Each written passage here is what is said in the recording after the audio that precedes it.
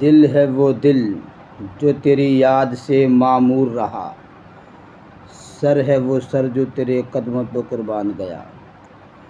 اس شعر کا مفہوم یہ ہے، امام اہل سنت الشاہ امام محمد رضا خان فاضل بریلوی علیہ رحمہ فرماتے ہیں، دل وہی دل ہے جو عشق رسول کی چاشنی سے ہمہ وقت لبریز رہے۔ دل وہی دل ہے جو آپ صلی اللہ تعالیٰ علیہ وسلم کی دہلیز پر ہمہ وقت لٹکا رہے اور اس میں ہمیشہ محبوب کی یاد بسی رہے، محبوب کے جلوے بسے رہیں۔ اور سر وہی سر ہے جو آقا کے قدموں پہ قربان ہونے کے جذبات اپنے اندر رکھتا ہو، ورنہ قرآن کریم میں آنکھ، کان، زبان ہونے کے باوجود فرمایا گیا صم بکم عمی فہم لا یرجعون، یہ بہرے، گونگے، اندھے نہیں لوٹیں گے، نہیں مانیں گے۔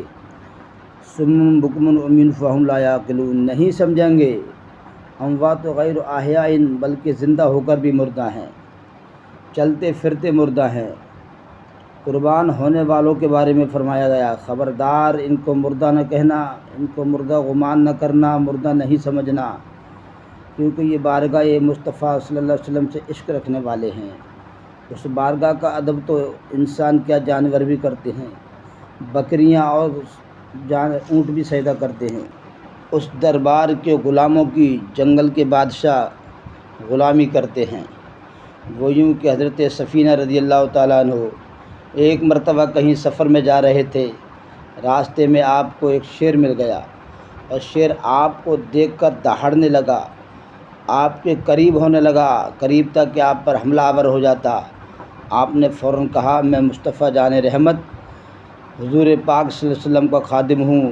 آقا دو عالم صلی اللہ علیہ وسلم کا نام اسم گرامی سنتے ہی شیر پرسکون ہو گیا، راستہ چھوڑ کر الگ ہٹ گیا، آپ کو کوئی نقصان نہیں پہنچا سکا، بلکہ آپ کے پیچھے پیچھے کچھ دور تک چلتا رہا۔ جب آپ محفوظ جگہ پہنچ گئے تو واپس لوٹ آیا۔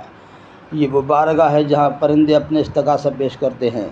یوں کہ حضور پاک صلی اللہ علیہ وسلم ایک مرتبہ صحابہ کرام کے جھرمٹ میں تشریف فرما بیٹھے ہوئے تھے، ایک چڑیا آئی اور آپ صلی اللہ علیہ وسلم کے قریب آن کر اپنے پروں کو پھڑپھڑانے لگی۔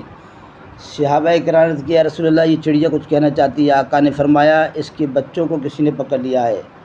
حضور پاک صلی اللہ علیہ وسلم نے بچے واپس دلوائے، وہ پرسکون ہو گئی، اطمینان سے ہو گئی۔ یہ بارگاہ مصطفیٰ صلی اللہ علیہ وسلم ہے جہاں کبوتروں پر پروں کا سایہ کر کے اپنی محبت کا اظہار کرتے ہیں۔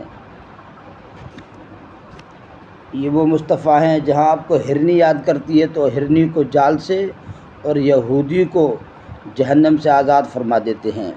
پھر بشارت اس کو ملی سرکار سے، جال سے آزاد تو اور تو عذاب نار سے۔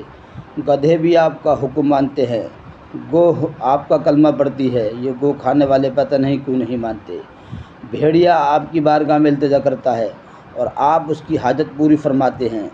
شجر و حجر آپ کا حکم مانتے ہیں، درخت آپ کی اطاعت کرتے ہیں، پتھر آپ کو سلام کرتے ہیں۔ حضرت علی رضی اللہ تعالیٰ عنہ کہتے ہیں کہ ہم بعثت سے قبل سرکار صلی اللہ تعالی وسلم کے ساتھ جب اور جس پہاڑی کے پاس سے، جس درخت کے پاس سے گزرتے تھے تو پتھروں سے، شجر و حجر سے آواز آتی تھی الصلاۃ والسلام علیک یا رسول اللہ، الصلاۃ والسلام علیک یا نبی اللہ، الصلاۃ والسلام علیک یا حبیب اللہ۔